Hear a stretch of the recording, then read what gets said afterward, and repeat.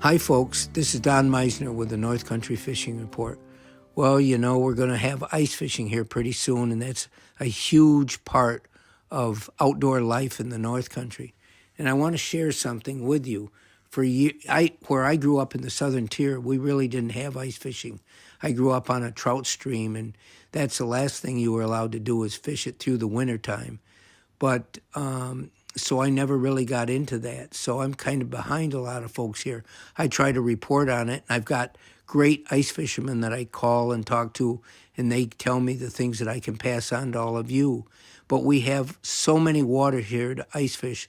And one of my first tips to all of you, or my recommendations is that we're not, if we're outdoorsmen, we're not keyed this way. We people can say, be safe, and we go, oh yeah, things happen to other people. They're never going to happen to us. But they do. And it's important that you be aware of safe ice, how thick it should be. And, shoreline ice is always the most dangerous because that can change with fluctuations in water level, and the lake can make that ice become weaker. So when you first walk out onto the ice, that can be a key time.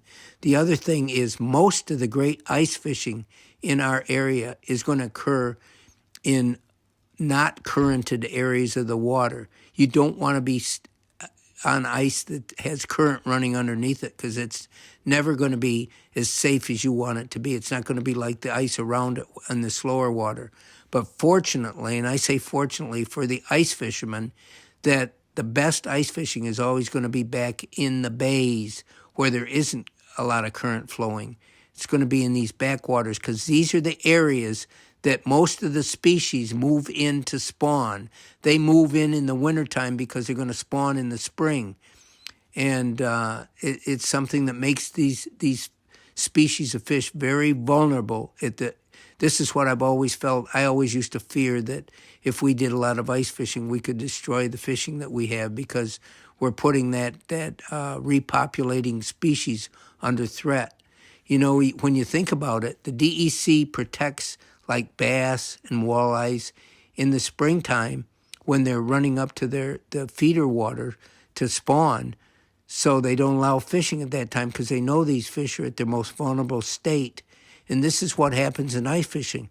Northern pike, the biggest northern pike in our whole area, are going to move in to the bays around us. And that's where we have the greatest chance to get out there. And we also have the greatest chance to catch the biggest fish of our lifetime and of the season. That's when these big fish are the most available. And, I can think of waters around us where there's great northern pike fishing in the winter. For example, Cranberry Lake, Tupper Lake, there's huge northern pike that are caught at this time.